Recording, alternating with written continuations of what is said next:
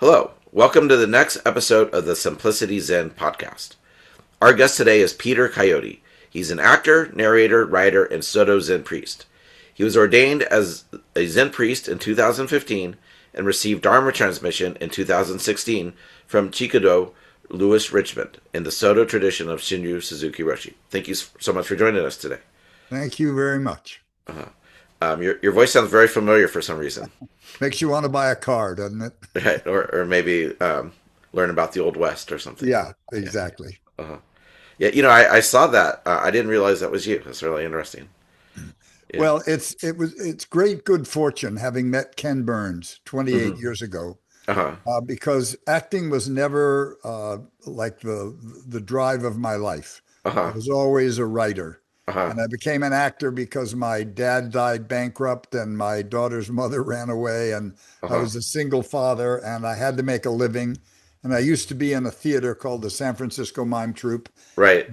I said, all right, I'm going to try this. I give myself 5 years. Uh-huh. And depending how you look at it, I got either lucky or unlucky.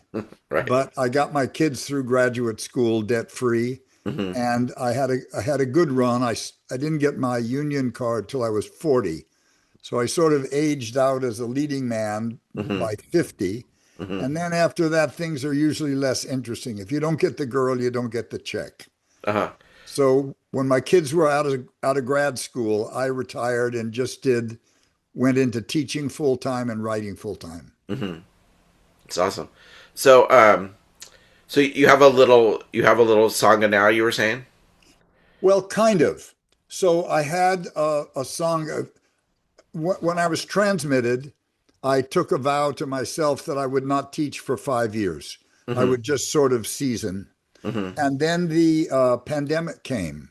And then I started to get a lot of requests to talk. Hmm. And so I began doing weekly Dharma talks, and Hmm. they actually grew to sizable numbers. I Hmm. was I was surprised. And then out of that, a Sangha developed. One of my students picked a bunch of the most interesting correspondence Hmm. and put them together in a Sangha, which whittled down to about 8 or 9 people all over the country. Hmm. So we met by Zoom, as you do. And in the last couple of years, I transmitted two disciples to carry on my lineage. And I don't know if you guys practice lay transmission, but which Hmm. is a green Roxu. Right. I trained my remaining senior students. We took a year's study of a curriculum and gave them all green Roxus, Hmm. which basically gives them permission to pull a group together and do Dharma talks and to teach, kind of still under my supervision. But they're pretty responsible, and I trust them all. I'm very lucky.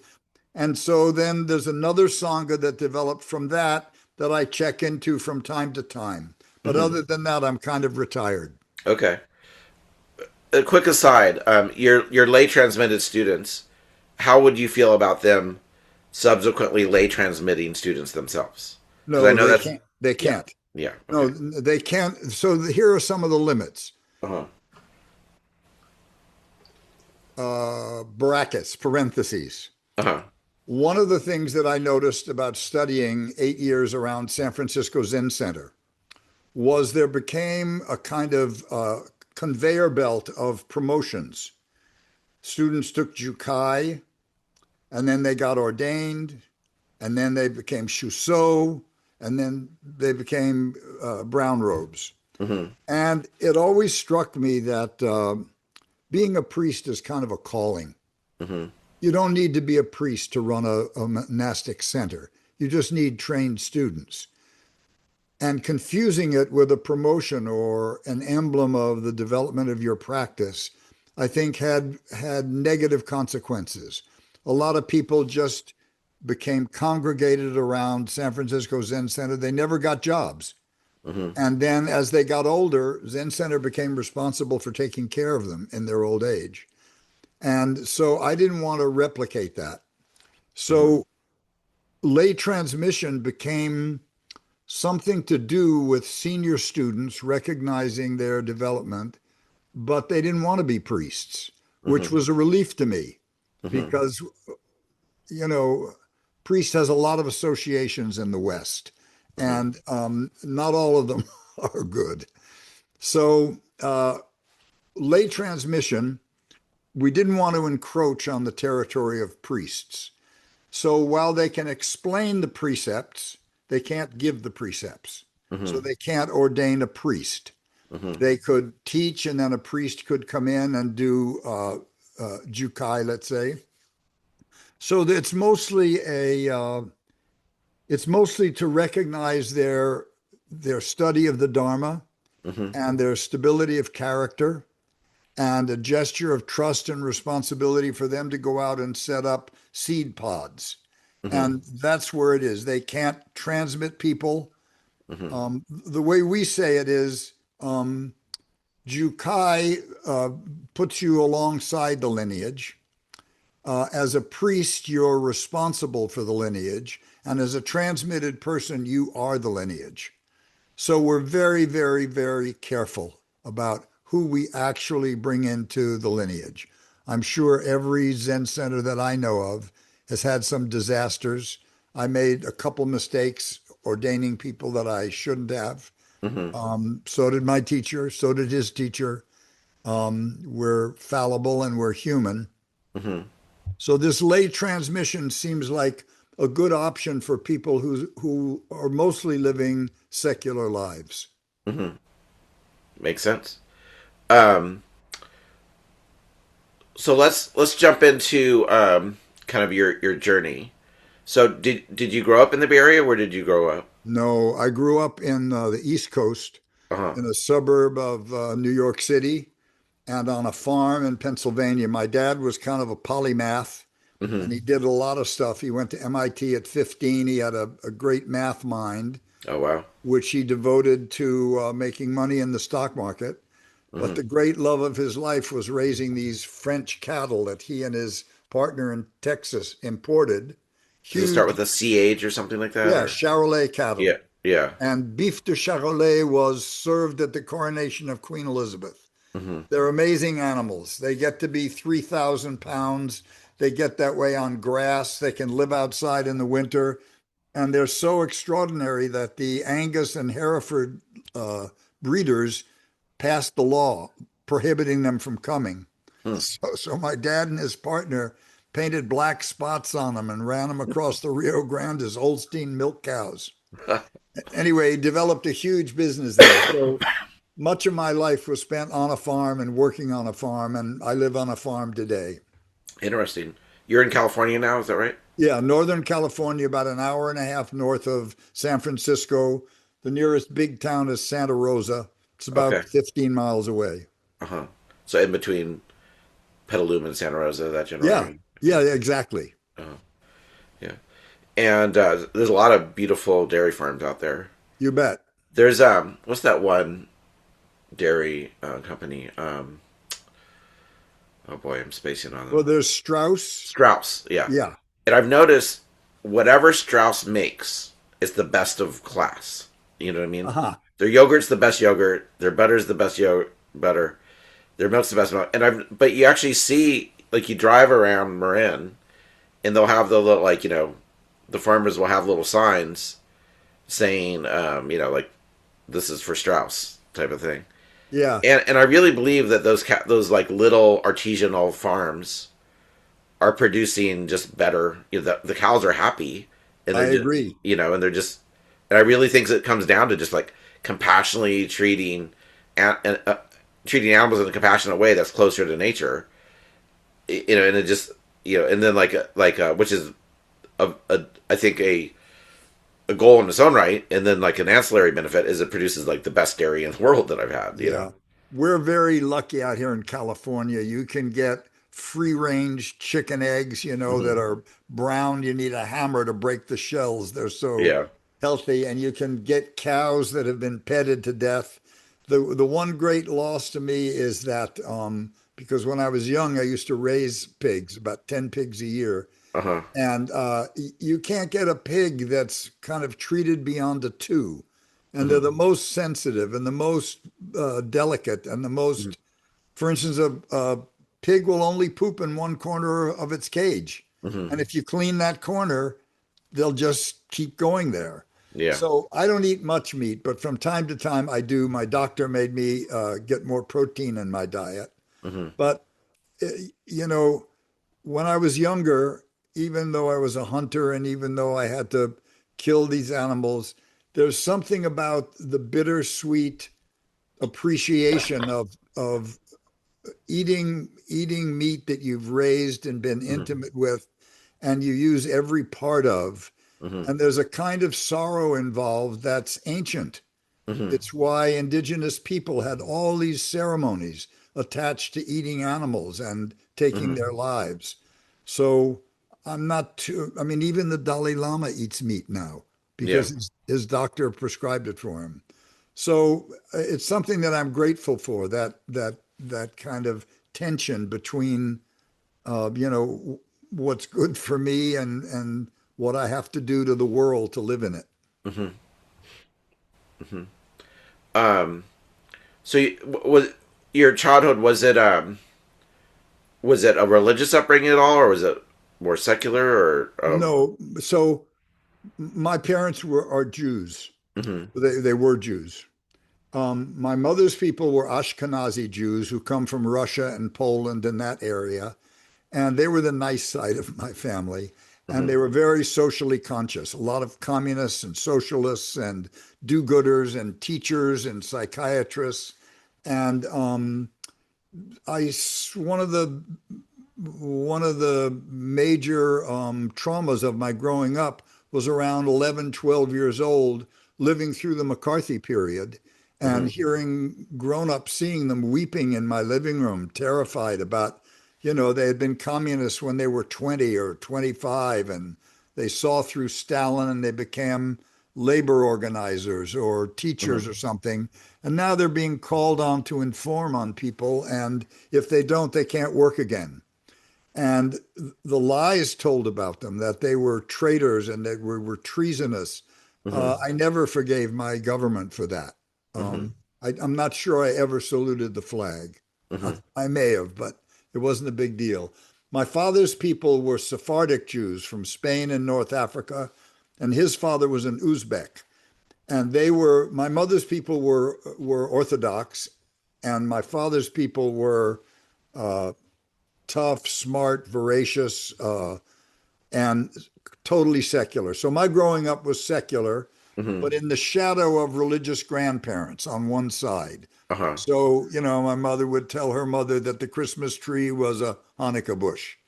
And, but the only thing I was bar mitzvahed when I was 12, my mother announced that I was going to be bar mitzvahed.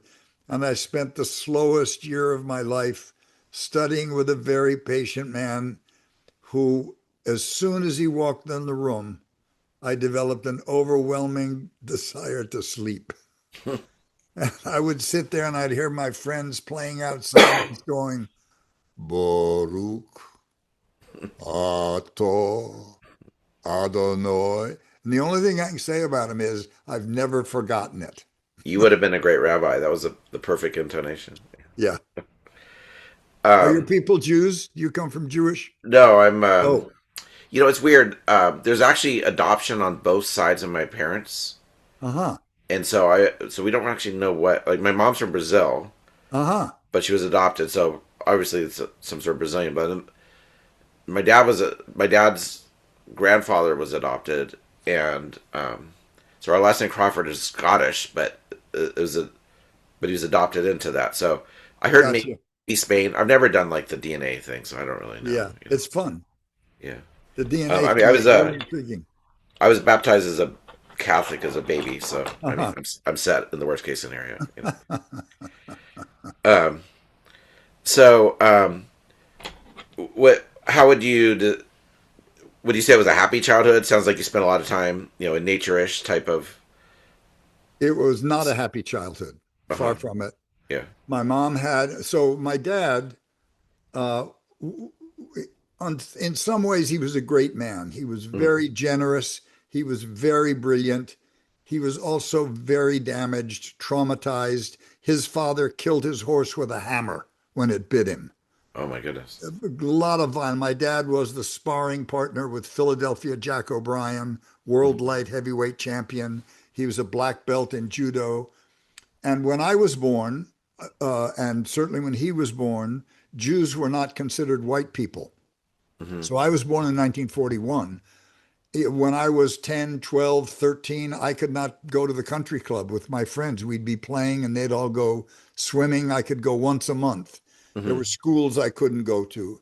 And my father, I don't mean to suggest that that was great suffering. It was nothing like what Mhm. happened to black people, but it did give you a sense of otherness. Yeah. But my father was maddened by it. He Mhm. was enraged by it. And he made a fortune and he dedicated his fortune to kind of emulating British aristocracy.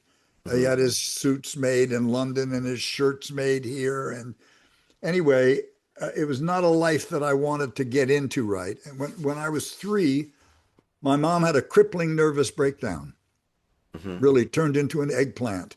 And my dad was not going to stop making money. So his sister sent a young black girl from Henderson, North Carolina, in to look after us. And she just changed the house completely. We were alone all day with my mother, like in the bedroom or later drinking scotch. And this girl came in, and her boyfriend, Ozzie Nelson, who she later married, and their friends, John and Violet Ellerby, and Jules Monk, and Chris, who was my father's black chauffeur, they were in the kitchen Mhm. with jazz playing and arguing about politics and the Bible and paying attention to me. And when I talked to them, I got their full attention. Mhm. So from 3 to 14, I was really raised by a black community. And I saw through whiteness by the time I was 10. Mhm. And I buried my black mom at 91. And I buried her son, who I always thought of as my brother, at 67. And I didn't really get intimate with my mom until I was in my 30s because I think my dad was afraid that I was gay or I was weak or something. And Mhm. he just thought his job was to toughen me up. And Mhm. I was a sensitive, poetic kid. And he knocked me out in my first boxing lesson when I was 6. And my mom went so berserk that from then on it was torturous Greco-Roman wrestling with a narrative of how to hurt people. Mhm. Yeah, you get your wrist bone here right over the guy's temple. See how much that hurts, son? It hurts, doesn't it? So I was, it only took me 10 years of heroin and 20 years of psychotherapy and 50 years of Zen to Mhm. become halfway normal. Mhm. So when I left home, I left home. I left to go to college and I really didn't go back much. Where did you go to school? I went to Grinnell College in Iowa. My dad was funny. My dad lost all of his money, Uh-huh. every single bit of his money, 3 homes, every book, every he had an antique business that used to sell furniture to the DuPonts and the Rockefellers. It Mhm. all went. And Was it just mismanagement or no, no, no, one mistake. He had all of his relatives safekeeping money in American government bonds. And do you know what margin is? yeah. Well, margin. In other words, you pay 10% and you have the stock. And as Uh-huh. long as the stock has its value, Mhm. you're okay and you get to keep that 90% to play with.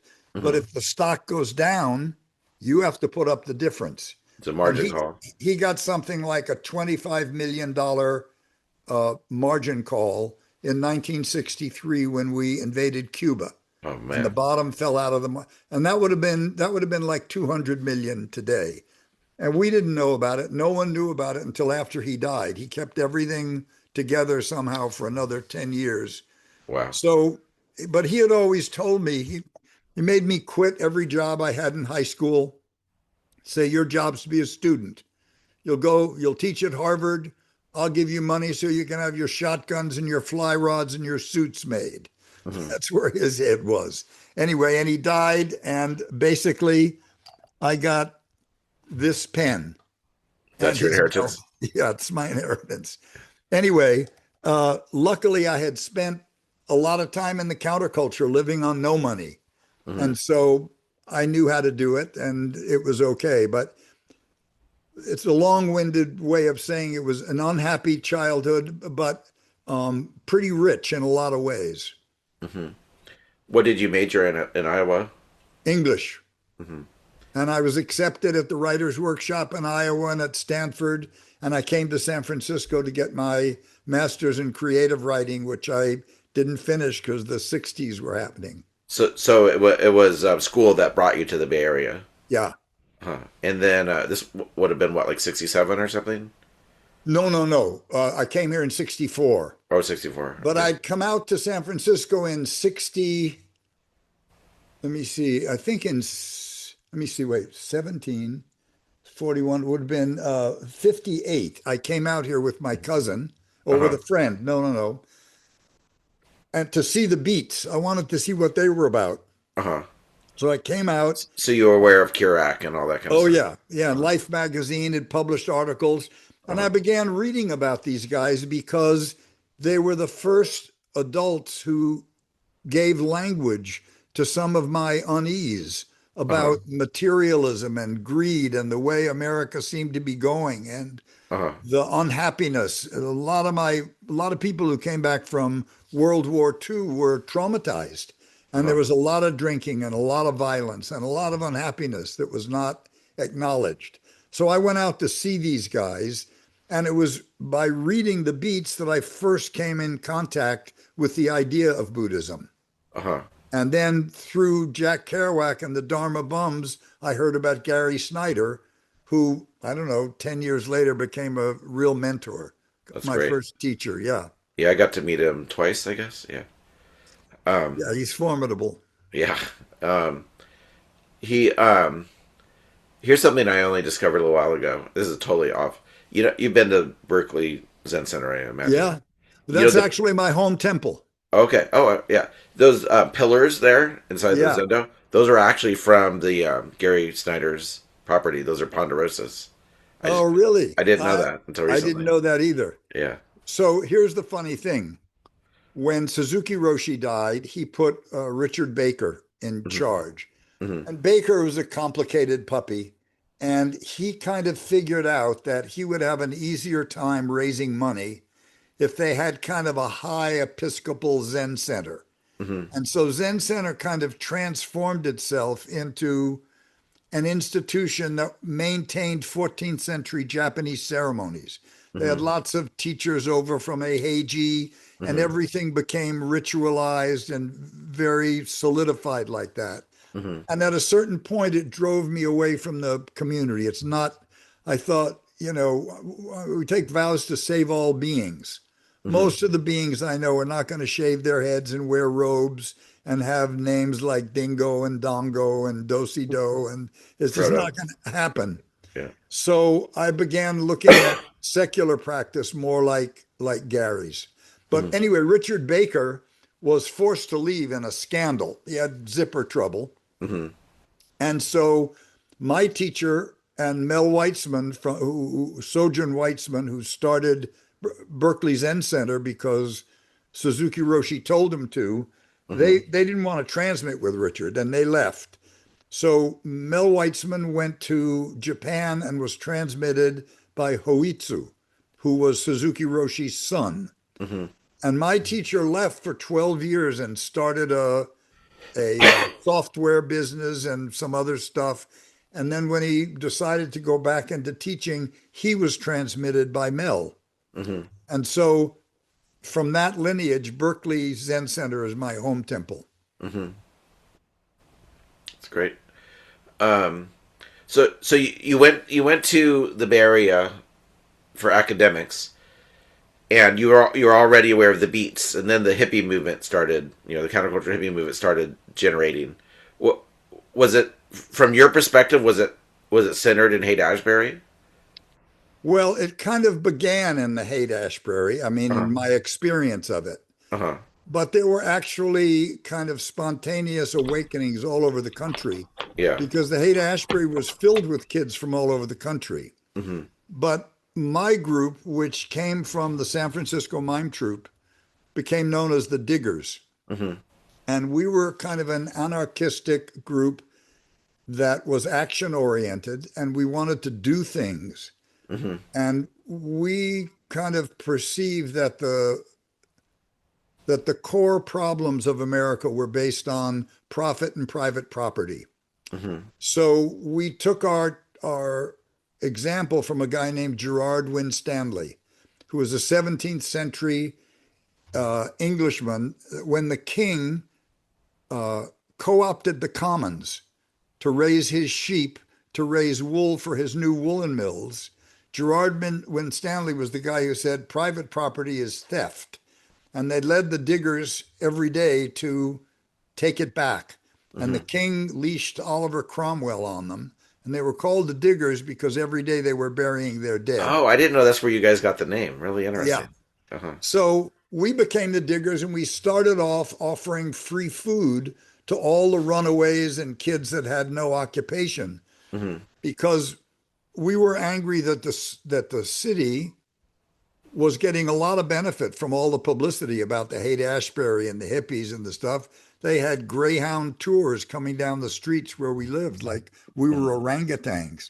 We'd Mm-hmm. start spray painting the windows or the lenses of cameras. So we started.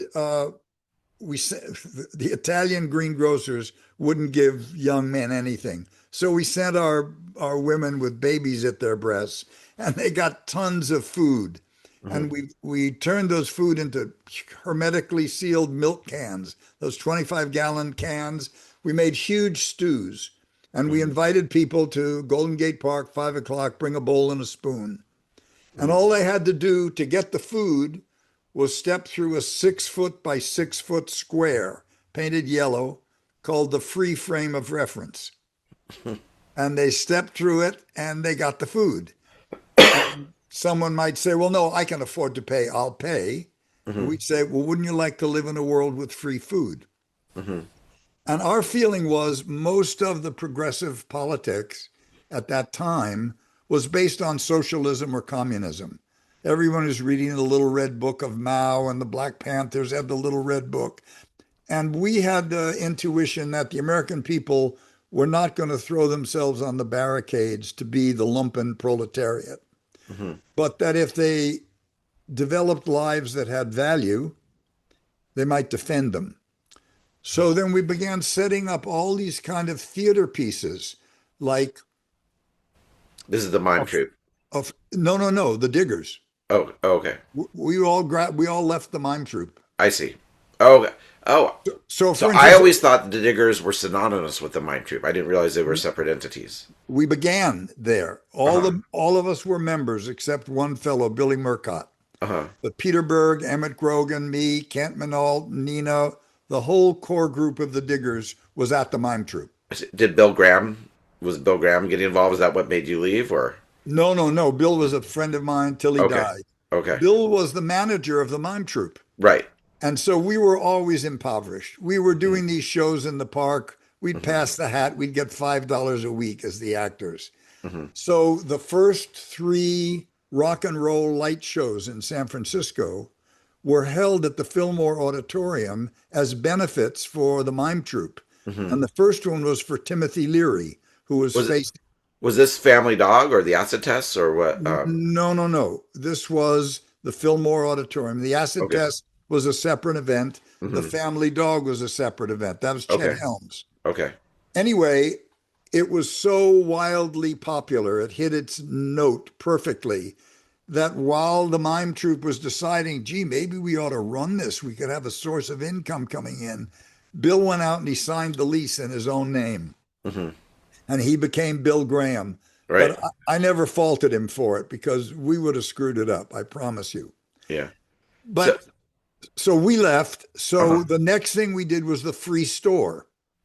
And the free store looked, there was a bunch of junky free stores, but the final free store was a beautiful storefront with counters and all of this. And we had furniture and tools and bicycles and clothing and everything you would need to live. Mm-hmm. And the subtext of it was, why do you want to be an employee to make the money to become a consumer? Mm-hmm. We'll give you the shit. Now, what do you want to do? Mm-hmm. And so the free store became like an agency of radicalization. Soldiers would come in en route to being shipped out to Vietnam. And with a little decorous conversation, we had a whole bunch of blank draft cards and we had the rules of how they had to be filled out to pass muster. And so Billy from Tennessee and Bobby from Ohio would hang their uniforms in the free clothing racks, put on some other clothes. We told them, keep the boots, always keep the boots. And they went out to freedom with new identities. Oh, wow. So then we also used the free store to have medical students come every Wednesday to do free medicine. And David Smith picked that up. He was a doctor, and it's still running today. So the Diggers became a kind of emblem, but Is the hog farm at all connected to that? No, they were allies. They were friends. We knew them all. But the Diggers were kind of recognized as really pushing the edges of the counterculture to be as consistent as we could be. We were not creating a political ideology. We were just trying to give people experiences of freedom and agency to let them find what it was they really wanted to do. And so for us, after a couple of years, my highest aspiration was not running a soup kitchen. So I moved out to the country. We had a lot of communal houses because that was the only way we could afford to live. Is this Marin? Yeah, Olima. And I had a commune in Olima for 3 years with about 25 people living in a one floor family house for 5, a lot of outbuildings and craziness. And then we got evicted from there. And then we put together a caravan to travel around communes and make lists of what they needed and what they had as surpluses. And we passed that list around to try to help make a self-sustaining economy. And in that route, my dad died and I had to go east. And so I went east for about 3 years or so. What year was that? My dad died in 71. Okay. And so I stayed in the East from 71 to about 73. And sometime I came to San Francisco again in 74 to bring my daughter back to be near her mother, who had run away from the commune. It's fascinating. So jumping back a little bit. So here's the subtext of my questions. So my entry point into the Dharma was the Grateful Dead. If it wasn't for Grateful Dead and associated pharmacology, that's what. Gotcha. Specifically Jerry Garcia's music. Yeah, I knew all those guys. Yeah, I mean that. So that's what made me realize there was something beyond the veil, so to speak. Yeah. And so I'm I'm a lifelong fan, Deadhead, and so I'm kind of curious about your interactions with the acid tests and all those guys. Can you? Okay. Yeah. Yeah. So I'd like to hear about that. I was at the acid test. Is this Muir Beach or? No. It was in San Francisco in North Beach. Okay. And it was what you'd expect. A lot of people on acid, a lot of sex under the tables, a lot of painted naked bodies and stuff.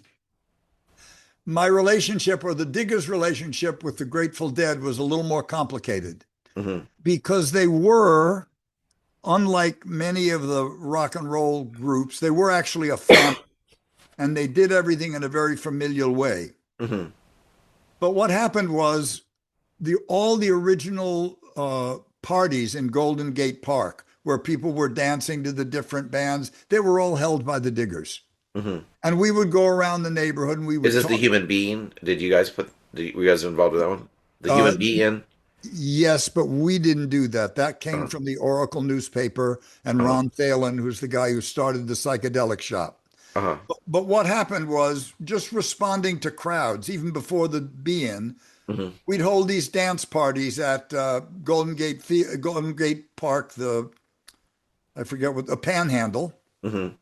Get the Hells Angels to guard the speakers and stuff. Mm-hmm. And these things made and branded San Francisco. Mm-hmm. And so then the record companies came out, and the record companies started passing out these $100,000 premiums to get the bands to sign up. Mm-hmm. And it fractured the neighborhood. It created two classes of people. Mm-hmm. So suddenly people were working for the bands, making hash pipes and Indian clothing and giving them the best purple seedless weed and this and that. Mm-hmm. So the Dead and the Diggers were a little competitive. On the one hand, they could come to our houses and they could hear kind of the smartest guys talking, Mm-hmm. and I'd read them in Jerry's interviews the next day. Mm-hmm. But when we went to them for money, because we never had any cash at all, if we wanted to do something or some event, Mm-hmm. they could be a little snooty, like, hey, don't you guys have your money trip together? Mm-hmm. No, we don't. Mm-hmm. No one's giving us $100,000. We don't Mm-hmm. make any money for anyone. So I knew all those guys. We stayed friends. Bobby Weir was here. I did 6 months of interviews with Ramblin' Jack Elliott. And Mm-hmm. I called Bobby and I called Peter Rowan and a bunch of people to come and, pick his mind and get him talking. Um, I was not a deadhead. I was raised on blues and folk music. I was a guitar Mm-hmm. player. But they were good. My friends, they were definitely part of our family. But at Mm-hmm. a certain point, they got so famous and so rich that they were just in another world. Mm-hmm. They were starting clubs, they were doing this and that. And then they fired all the people that had been working for them doing their merchandise. Kids who had been working since they were 15 years old, who were Mm-hmm. now 50. Mm-hmm. And that was shocking to me and kind of unforgivable. They What year gave, was that? I don't remember. Mm-hmm. They gave all their merchandising to Warner Brothers. Mm-hmm. And all these people who had devoted their lives to them, gone. Mm-hmm. So the other thing that bothered me about the Dead was they always implied a kind of enlightenment Mm-hmm. that was not in their behavior. Mm-hmm. Jerry died of an OD. Phil Lesh had a new liver. Bobby was falling down on stage drunk. And Mm-hmm. John Perry Barlow was, soused. So they were giving their audience all these things to hang on, the skulls, the roses, the dancing teddy bears, and they Mm-hmm. were all slightly coded symbols of like a higher life, as Mm-hmm. if spirit and matter were not related to one another. Mm-hmm. And so at a certain point, I just couldn't go there. I couldn't condone that. Mm-hmm. It was not mystifying, and it was not true to my experience from either acid or Mm-hmm. Zazen. Mm-hmm. Although their first manager, Danny Rifkin, is still one of my closest friends today, Mm-hmm. but he left. He was Mm-hmm. like the moral conscience of the Dead. He's been walking around the world for the last 20 years. Mm-hmm. So it was an amazing time, but we also made some bad mistakes that are not been admitted or accounted for. Yeah. So is this too long an answer? No, not at all. Okay. Yeah. So we were so certain of our superiority and correctness and our free love and our long hair and our way of living and doing everything Mm-hmm. that we got way over our skis from where middle America lives. Mm-hmm. And we didn't try to take them with us. And we didn't understand that you could still be conservative and quite a wonderful person and living a life of real value.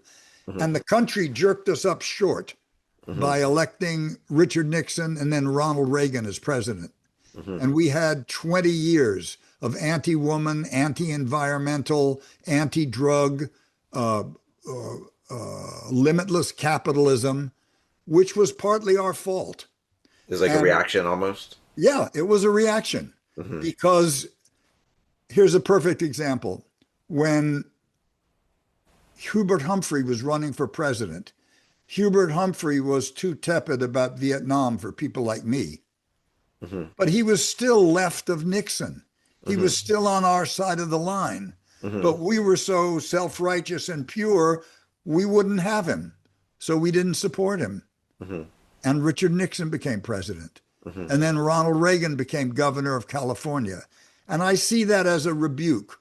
And one of the things that I did to try to correct it a couple years ago, well, more, probably 10 years ago, I taught a 3-day class at Harvard on demonstrations, how to run a demonstration that would not become Republican campaign videos.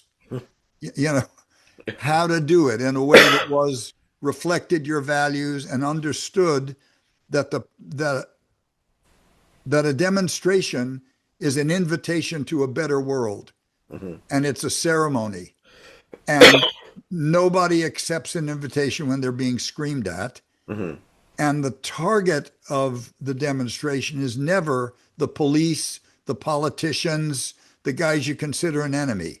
The only target is the American people, who are trying to figure out who can we trust, who's not going to embarrass us. So there were a few things to do, like let women organize it, less testosterone, more collaborative, more inclusive, pick proctors, give them yellow vests and whistles, and their only job was to look for violence. And at the first sign of violence, they blew a whistle, and the real demonstrators sit down. Let the police take out their aggression on the provocateurs and the anarchists who were wrecking storefronts and shit. Dress like you're going to church. It's a ceremony. It doesn't have to be fancy, but neat, clean, because America's trying to decide, who are you? And the fourth one is be silent.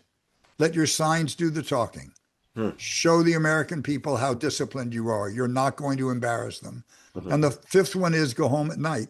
Come back the next day, fresh, rested, ready to go. So that hasn't been widely followed. But you can see every burning police car is spread all over the country by the right-wing think tanks. Absolutely. And so, you know, I was young and stupid, and people are still young and stupid because they want to vent their anger and their self-righteousness and be performative rather than win. Yeah, it's amazing. So you mentioned psychedelics. Did you? So I imagine you've maybe taken a psychedelic or two in your day. I used to test psychedelics for Owsley by shooting them because he didn't want to wait for 20 minutes for it to go on.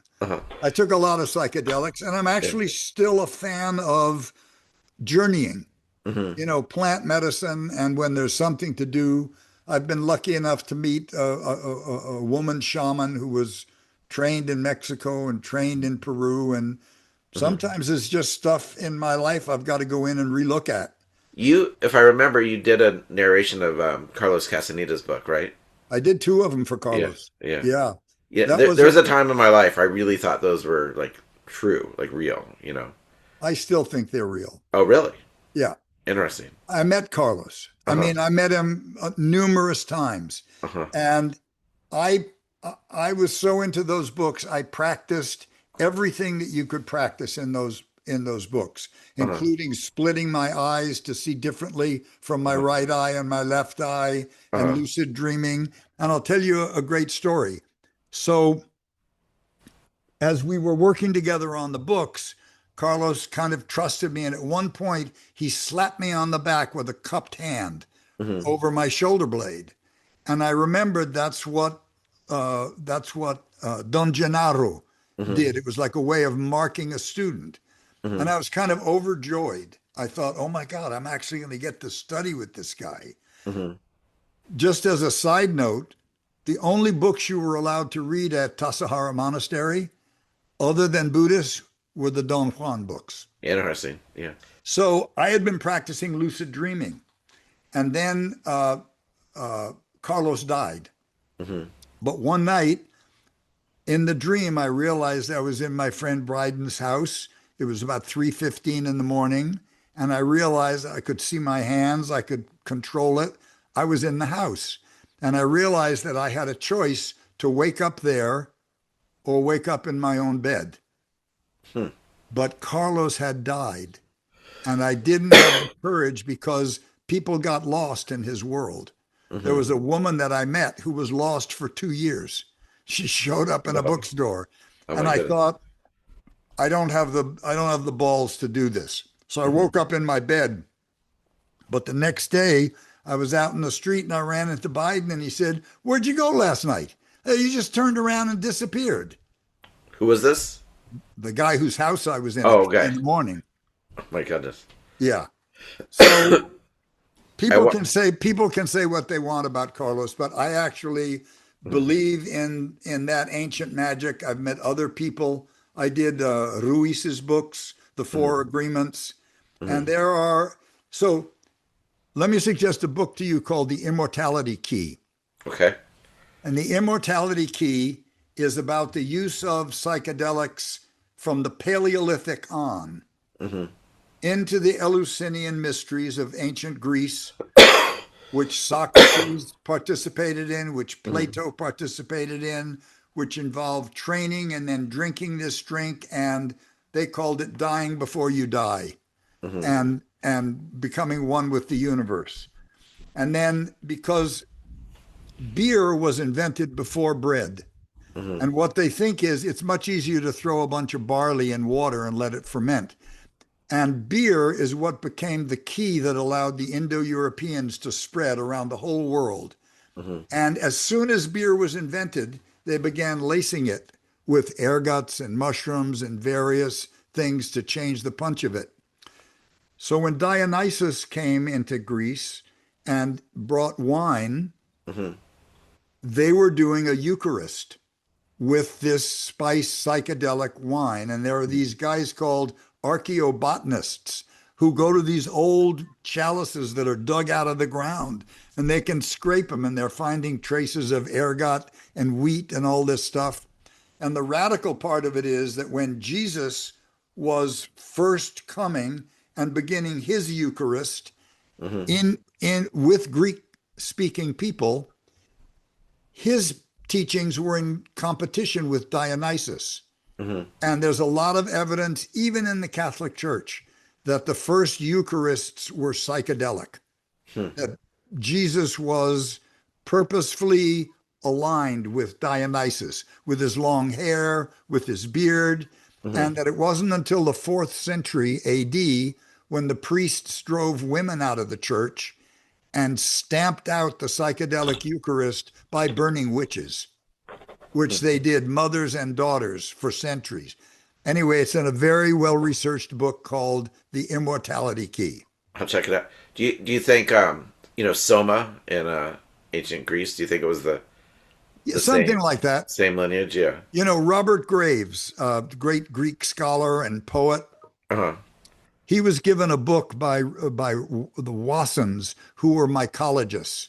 Huge, they did mushrooms of the world. Hmm. And he was doing this book, and he wrote a book called The White Goddess. And he was wondering why there were no evidence of mushrooms in ancient Greece. And then he began looking and he saw little mushrooms on jars and little mushrooms on dishes and little mushrooms everywhere. And one day he was translating the morning prayers of the oracle at Delphi. Hmm. And he realized that the first letter of every line was the Greek word for mushroom. Huh. And then he was gone. Then he was studying, and there's lots and lots and lots of evidence that these Delphis were using either marijuana smoke or ergots from barley. Uh, and they're, even the Catholic Church admits this stuff. And they have quotes, and this guy goes to the Vatican and goes to the ancient crypts and the ancient libraries. It's pretty fascinating that people learned to go to God directly Hmm. through plant medicine Hmm. instead of through the intercession of priests. And Hmm. that's why the church stamped it out. Interesting. Did so what came first? Your interest in Zen or your psychedelic experiences, or what were the Oh no, relationships interest there? in Zen started at 14, but I Okay. had no idea what it was about. I'd never Uh-huh. sat. I was just reading lots of Uh-huh. literature and being an idiot to my friends, Right. making these pronouncements that Yeah. like were just lunatic. Someone asked me to go to lunch, and the one-winged crow never eats. Did your psychedelic experience at all inform your desire to practice? Did Oh you see yeah. any? Do you see Oh, anything that? oh yeah. Yeah. Yeah, What? yeah, yeah, yeah. I mean, you know, it is a kind of kensho. Hmm. The problem with it is, so it's like drugs are like flying to the Grand Canyon in a helicopter. Hmm. The vista's fantastic. The scope, the scale change things. But the problem is you went in a helicopter. Hmm. So you got to go every time in a helicopter. Hmm. But if you'd walked, which is what meditation is, and Hmm. you'd left little breadcrumbs along the way, you can get yourself back there on your own. Hmm. So I'm not against psychedelics, Hmm. but just like Kensho, you can have an enlightenment experience, but you come back to your old self and your old problems. And if Hmm. you haven't done the homework there, within a year you're going to be the same guy you were. Yeah. Or maybe worse off. Yeah. Yeah. Yeah. Yeah, self-righteous on top of it. Or that, or you can like, it can be almost like a sense of loss. That you're, yeah, like Absolutely. you know, you're just kind Absolutely. of like unceremoniously dumped back into duality with Yeah. like, I want to go back. Yeah. um, Well, we're condemned to this duality while we have a body. yeah. I mean, I think there are some people who can simultaneously Hmm. see the two realms, the boundaryless and the formal. I find I Yeah. have to oscillate between them. I have Yeah. to remind myself. I'm not there all the time, but I Yeah. can go there. Yeah. I mean, and really, if you're familiar with Tozen's five ranks, I think that's the fifth rank when there is no distinction Yeah. between the two. Which I can't say is my day to day reality. Um, So one more thing about the '60s. Did you ever run across Neil Cassidy? Oh yeah. What did you think of him? Speed freak. Yeah. Yeah. I mean, the dead love these guys. They idolize these guys.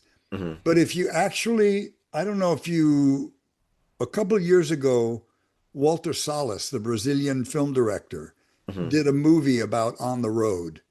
I didn't know that. It's really good. It's in English. Hmm. And you realize that Neil was a totally amoral guy. Hmm. He may have been totally liberated, but he was also liberated from caring about other people and compassion. And, he'd Didn't borrow he your, abandon his wife and daughter, sort of, to some I'm degree? sure that's true. He'd borrow Yeah. your car and be gone for a month. Hmm. So I just, I was a drug addict. I was a heroin addict.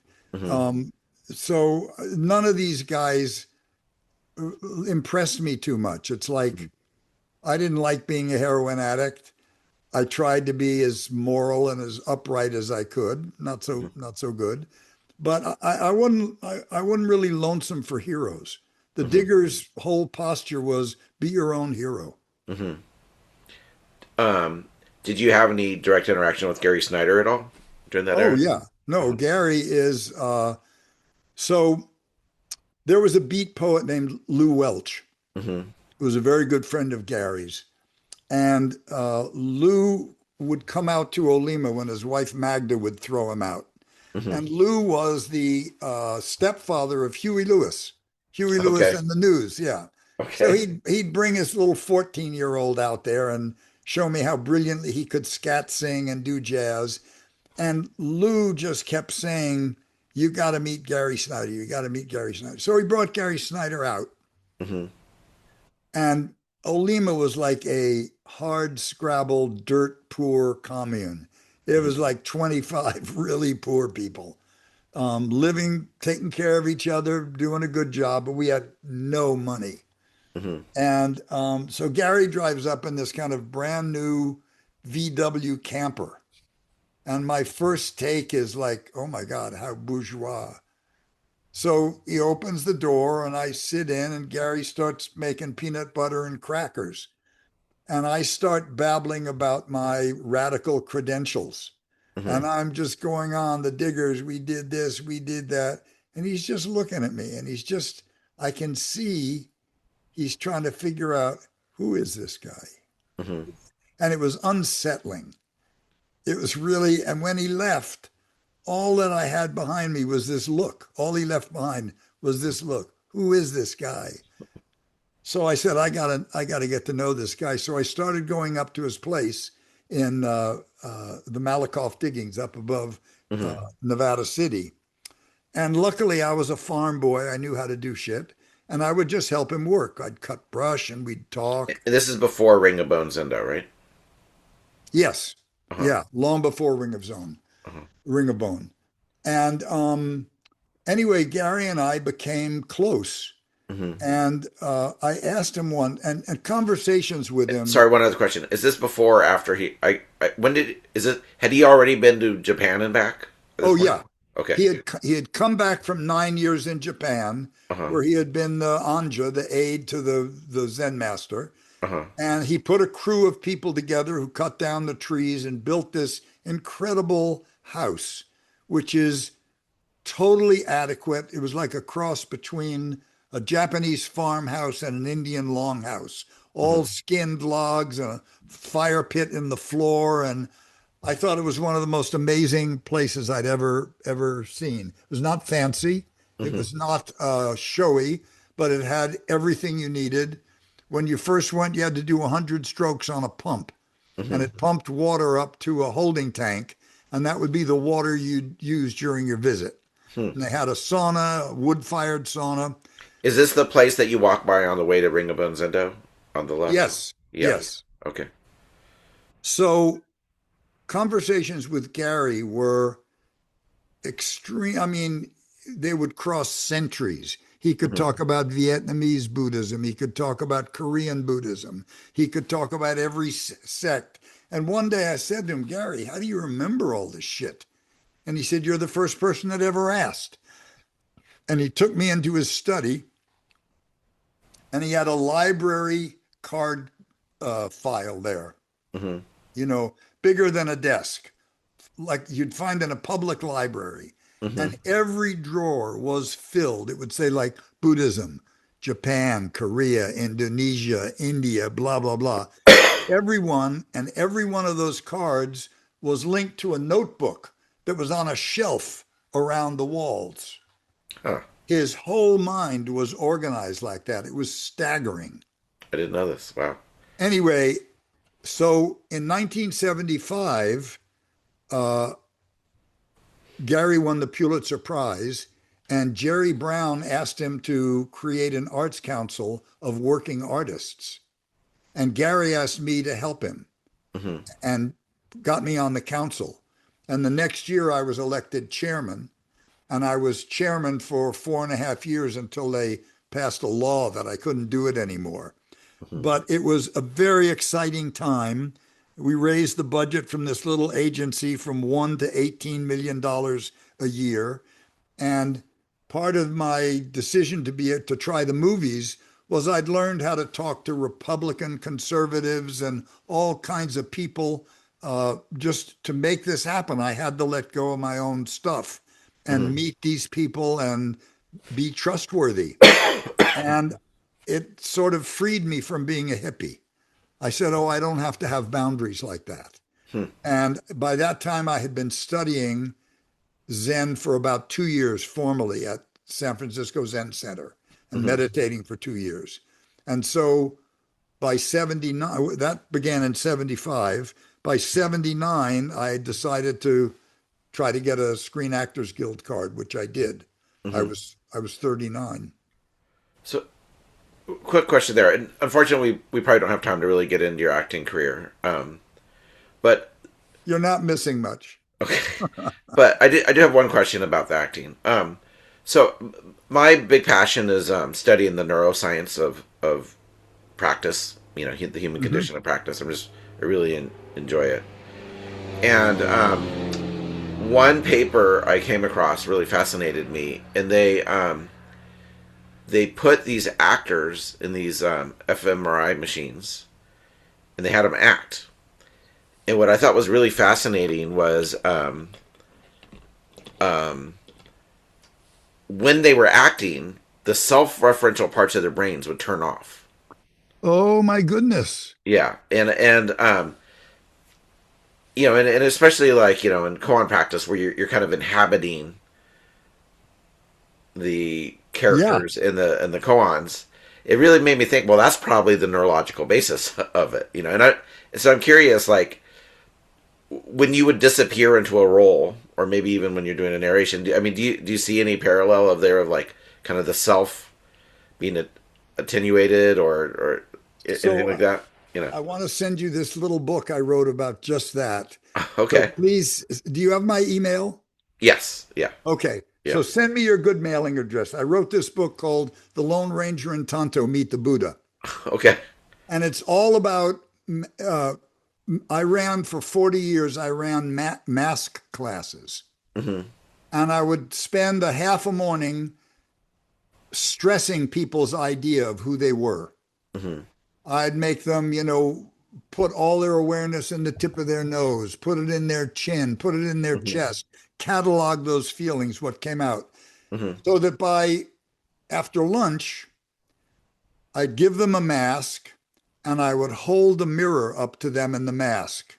Hmm. And without fail, for 40 years, every single person slipped into the persona they saw in the mask.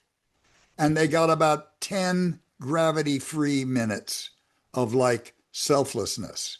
Hmm. And by the time they had done that 3 times with 3 different masks, they were ready for a lecture on Buddha's understanding of no fixed self. That's fascinating. Yeah. Love it. So I'd love to send you this book if you Okay. send me your mailing address. Okay. So yeah, the thing about acting is it's a simultaneous awareness Hmm. of the way another person would be organized and do it, but there's always one part of you that's kind of the artist Hmm. that's watching to make sure you're serving the script, you're serving what the story needs. Hmm. It's very subtle and very delicate. Hmm. And I was not, I mean, I was not a great actor.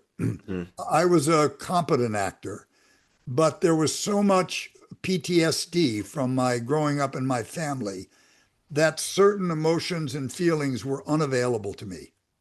I Hmm. just couldn't go there.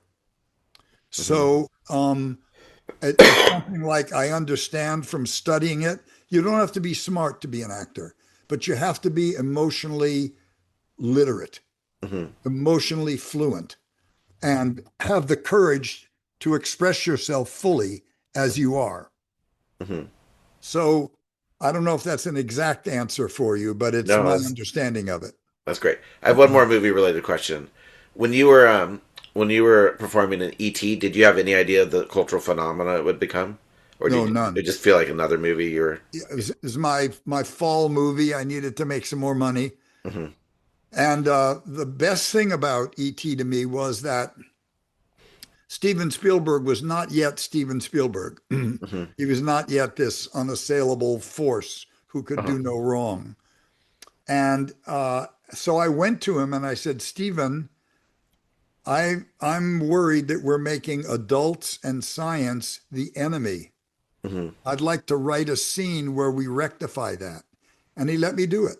That's amazing. I I didn't. wrote the scene of me going to the hospital and telling Elliot, I'm so glad he found you first, of making my character like Elliot, all grown up. And then when Stephen redid the film at the 20th anniversary, Hmm. in the first film, people are chasing the kids with guns. Right. He CGI'd out the guns. Yeah, Yeah. CGI'd out the guns and Yeah. became radios. When you say before Steven Spielberg became Steven Spielberg, I kind of feel that was the same way about Lucas. Like, because and because like the first three Star Wars films were these incredibly collaborative You bet. efforts, and they were only good because he knew where his talents ended and he empowered other people to do what they were good at, including Exactly right. screenwriting and like. But then compare that, and of course, like the whole Jedi mythology was a huge part of my, I think, set some seeds of like interest in Zen later Uh-huh. on. Oh, Because interesting. So yeah, you must be 20 years younger than I am. How I'm old are you? 53. Yeah, Oh so yeah, so, I'm so I was 85. 5 when Star Wars came out. Yes, I see. Yeah, I mean, yeah, Empire Strike Back was I mean, I would almost say religious experience for me. I mean, it would just, yeah, it just blew my mind. Well, I and can just understand. That's yeah, fine. and just the whole idea of a Jedi was Yeah. incredibly appealing to me. Which of course is amalgamation of multiple Japanese Yeah, yeah, cultural yeah. things, but but yeah, like later George Lucas, he's like, I'm a genius, and so he tried to control everything. And those later movies were nightmares. I can't tell you how many Yeah. times I've had experiences being on a set with a director and we're all collaborating and we put a great film into the can. And Hmm. then the director goes away with the editor who does whatever he tells them. And Hmm. the collaboration stops. Hmm. And what comes out of the can is less than what we put into it. Interesting. Okay, I won't bore you with more movie questions, even though we could do a whole interview just on that. Go But ahead. I've got a few more minutes. yeah, but I do want to hear about kind of your journey to Zen. So you had some intellectual interest in Zen.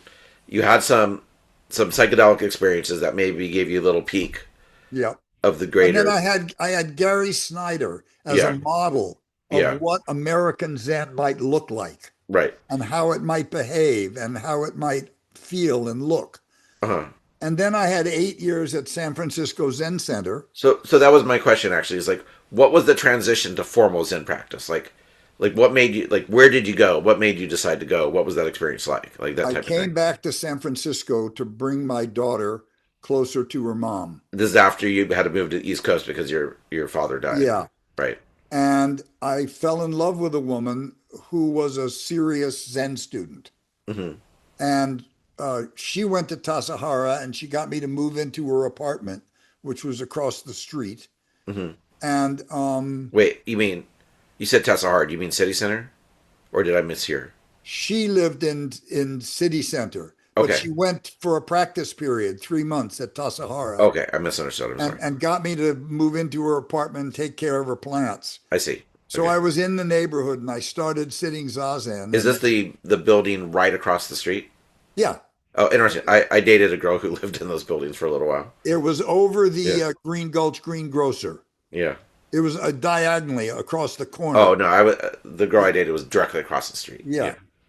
Anyway, so she came back, and I was kind of fascinated by her discipline and her Hmm. rigor. And even though I hated it, everybody seemed uptight and Hmm. they could actually leave the room while I was talking. How offensive was that? Hmm. Um, little by little, I settled down Hmm. and got to appreciate the beauty of it, the calmness of it. Um, but I didn't really have a teacher there. I Hmm. had I had friends who were more advanced than I was, who taught me a lot, Hmm. senior monks and stuff. So I spent 8 years there, and then I moved out to Marin. Hmm. My daughter was getting mugged for her lunch money at the bus stop, and then I picked up with my teacher. Hmm. So Who did you do Jukai through? Was it Richard Chikudo, Baker? no, no, no, I did Jukai through Lewis Richmond. Oh, that's right. Yeah, yeah. Yeah. 'Cause you didn't do that till 2015. Is that right? No, no, 14. no. I think no. I was transmitted in 2015. Okay. I started teaching in 2020 when the Okay. COVID thing came. Uh-huh. I think I was ordained in 2012, Hmm. and I probably did Jukai. I don't even remember. Uh, But it wasn't through Baker. uh, I just don't remember. What I Okay. remember is Blanche Hartman, who ran the sewing room. So Hmm. I remember sewing my blue rock suit, Hmm. but not much else. Yeah. And you weren't taken by Richard Baker as a teacher. No, Richard was like my dad. Uh-huh. He was a pirate. And I just saw I'm never going to tell this guy anything intimate Hmm. that would leave me vulnerable to him. Hmm. I mean, all credit, he was a genius, but Hmm. he was unrestrained. He was caused a lot of hurt to a lot of people. Yeah. I mean, this may not be a popular opinion, but I think to some degree he was kind of a victim of the circumstances too, because he was thrust into a role he wasn't psychologically ready for because You're right. Suzuki Roshi died. You're right. But Yeah. here's the problem. He asked Suzuki Roshi asked Reb Anderson and my teacher to stay and help. Mm-hmm. And basically, Richard vanquished both of them. Mm-hmm. He was so powerful and so manipulative. Mm-hmm. And then when Richard was forced out, my teacher and Reb were supposed to kind of split Zen Center. Mm-hmm. And my teacher realized that Reb was not going to share. Mm-hmm. So he just left. Mm-hmm. He just did his own thing. Yeah, until he Yeah. was transmitted, came back to practice and was Mm-hmm. transmitted by Mel Weitzman. Mm-hmm. And when you first started doing zazen, did you feel at home in it, or was it difficult for you, or? No, it was difficult. I thought I was going to die in my first session. Mm-hmm. I thought if I have to say another prayer while I'm eating, I'm going to kill the person next to me. It was not a natural fit. Yeah. And what attracted to your teacher, Lou? Yeah, Yeah. um, I tease Lou and I call him nothing special Zen. Mm-hmm. He's just like when we were working together, he kind of give Dharma talks. He kind of just be sitting there looking down and thinking and talking. And when people would come in, I'd say, Lou, there are some new people at the Sangha. He'd say, yeah, yeah, yeah, go take care of them, make them comfortable. He just, there's just nothing exaggerated or Mm-hmm. emotionally amplified with him. Mm-hmm. Um, I don't know if he's on the spectrum or not, but he's brilliant. Mm-hmm. And he was there at the very founding. He spent years and years and years with Suzuki Roshi, and he Mm-hmm. has an unalterable view of Did you, what made him special and how he operated. did you get to meet Suzuki? No, Yeah. Suzuki died, I think, 2 years before I came. Mm-hmm. Um, and did But you I ever? spent a lot of time with his wife. Yeah. His wife was my wife's tea ceremony teacher. Okay. And she was so formidable that I realized she was as close as I would ever get to him. Hmm. So I would have tea with her quite often, and Mm-hmm. she was mind blowing. Mm-hmm.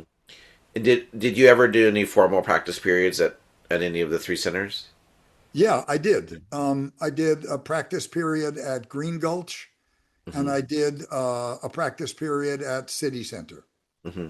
And I visited Tasahara for a summer work period. But Mm-hmm. remember, I was also working. Right. Like, I mean, I would have to leave for a month or 2 months to Mm-hmm. do a film, or I would do something for the governor. So it was pretty complicated. It was hard for me to do that. Mm-hmm. Great. All right. So I'm curious, when you work with students, so you come from you come from a background of extraordinary experiences through psychedelics, like interesting Carlos Castaneda type experiences. Whereas you know modern Soto Zen as it's now primarily practiced is a very down to earth, nothing special type of practice. I'm curious, where do you think mysticism or awakening or dare I say Kensho, where do you think that fits into practice? Like what do you like? Where like is there a dichotomy in your mind there, or I'm curious how you see all that fit together. Well, what Suzuki Roshi would say is when the pear is ripe, it falls off the tree, Okay. and not to pay much attention to it. Mm-hmm. Um, I mean, I think I had my first Kensho at 68 Mm-hmm. in a session, Mm-hmm. great cold session, where I I actually Is I that at call Ring of Bone? no, that was in Green Gulch. Oh, okay. So And they call theirs the Great Cold Session too, I think. so, did you ever read my book, The Rain Man's Third Cure? Mm-mm. No, I'm going to send that to you too, Barry. Okay. Just a minute, because I talk about it there. Um, anyway, what happened was I called my teacher on the second day and I Mm-hmm. said, I can't do this. I'm in too much pain. It's just too terrible. I can't do it. Mm-hmm. And he said, "Listen, man, you're 68 years old. You know, all your cards are on the table. Mm-hmm. You're not getting new cards." He said, "You're not going to get new knees. If you Mm-hmm. have to take care of your knees, take care of your knees. Sit in a chair." Uh-huh. He said, that's not the point. You're not supposed to beat yourself up. Mm-hmm. This practice is great for breaking 18-year-olds, Mm-hmm.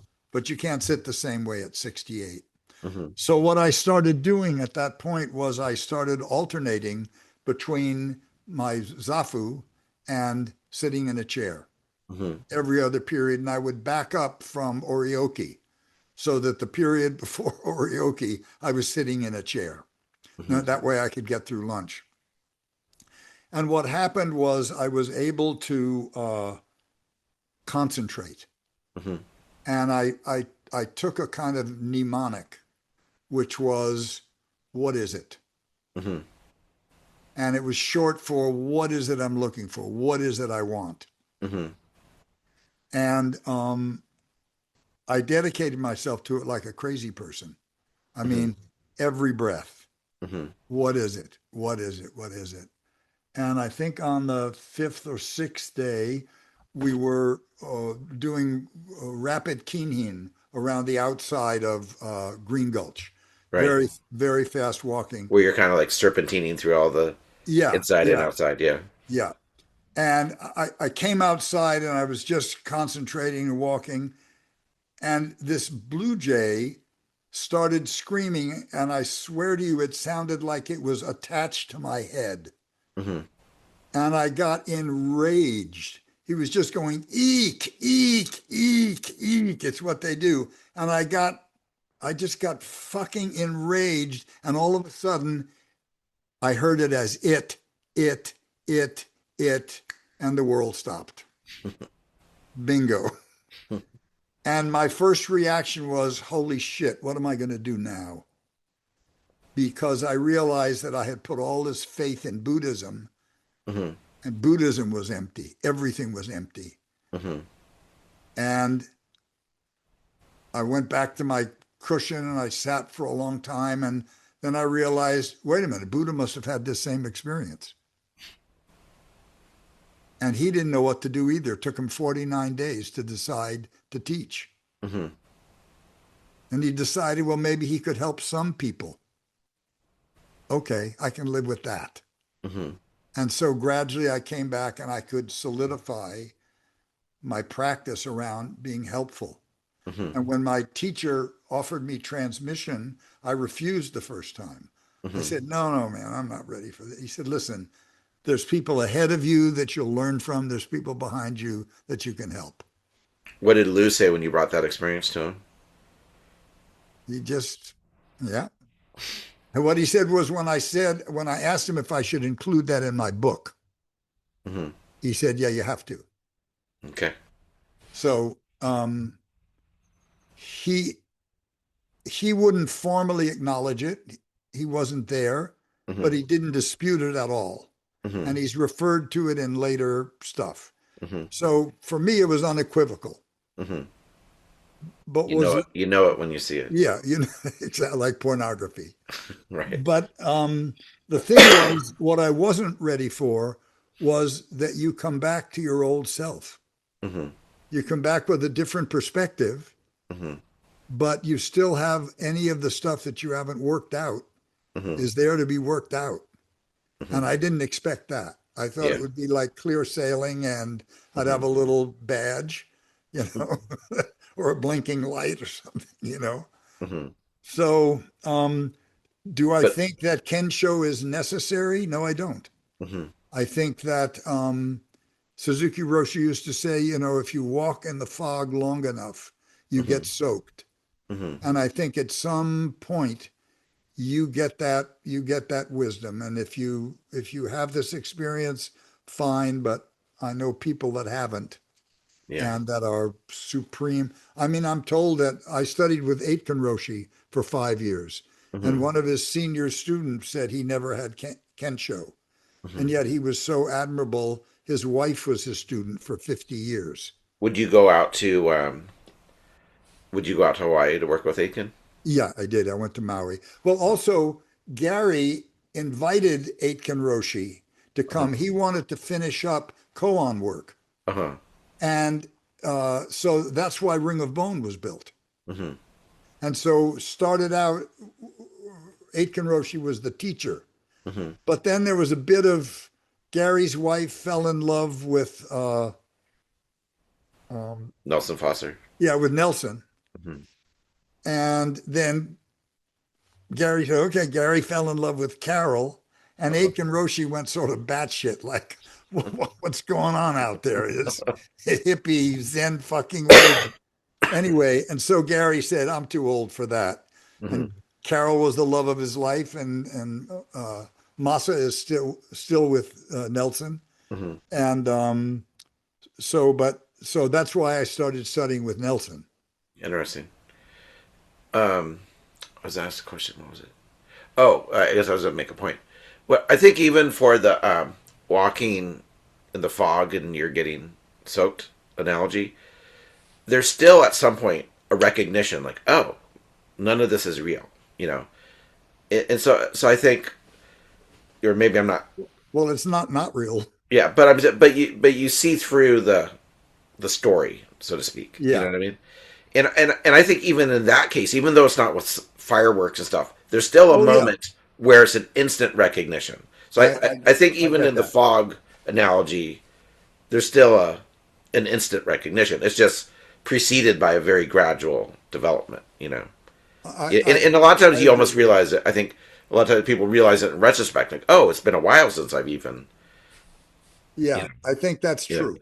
you I know, think that's true. Although yes, I think the way that I understood getting soaked hmm, was that. yeah, Oh, I'm soaked. Oh, okay. yeah, yeah, great. All right. Well, we've covered so much. Is there anything else you think would be No, fruitful to talk about? thank you for indulging me, and thank your students for being so patient if they haven't all left by now. Yeah. Oh, this is we're just being recorded for the podcast. Oh, I see. Oh, Yeah. good. Yeah. Okay. Yeah. Yeah. No, Uh, I really appreciate it, and uh-huh. I can't wait to send you these books. Yeah. So please send me your email and your mailing address. We'll So do. I'll do that. So So you mentioned you're semi-retired. Does that mean you're not taking new students? Like if someone was wanted to Yeah, I reach, don't have the bandwidth. I mean, I'll deal with anyone on a once in a while basis. right? There are people who've called and they want to talk to me about this or that. I take those because I think that's the basis of being a Mhm. priest. But Is there anyone in your lineage you would recommend people if they like the yeah, the if you write, I'll send you I have two disciples. hmm, One is a guy named David Brazier, who hmm, wrote a book called The Feeling Buddha, which is okay, one of the most important books I ever read. hmm, But David is a Pure Land priest. He's very straight. He has thousands of students all over the world. He's English, but he's a brilliant scholarly guy. hmm, But my direct disciple is a guy named Richard Lobley, who okay, lives in Paris, but he's uh-huh, American, uh-huh, and he's wonderful. He's a wonderful person. I'd be glad to send you his information and contact. okay, great, And we have a wonderful this little sangha that meets. There's my sangha, which is Wild Dog Sangha, and there's Monkey Mind Sangha, and everybody gets along. It's just really supportive and great fun. So I'd Do you like guys do any online retreats at all? uh we have um I don't know that that's still going on. Hmm. Okay, great. All right. Well, thank you. This has been fascinating to me, and it's Barry, such a thank you pleasure. I so appreciate your much. time so much. Okay. Yeah, thank you for asking me. It's a great pleasure. And if you remembered to send me this little tatami room, I want to surprise my friends with it. Okay, we'll do. Okay. Bye. Thanks so much.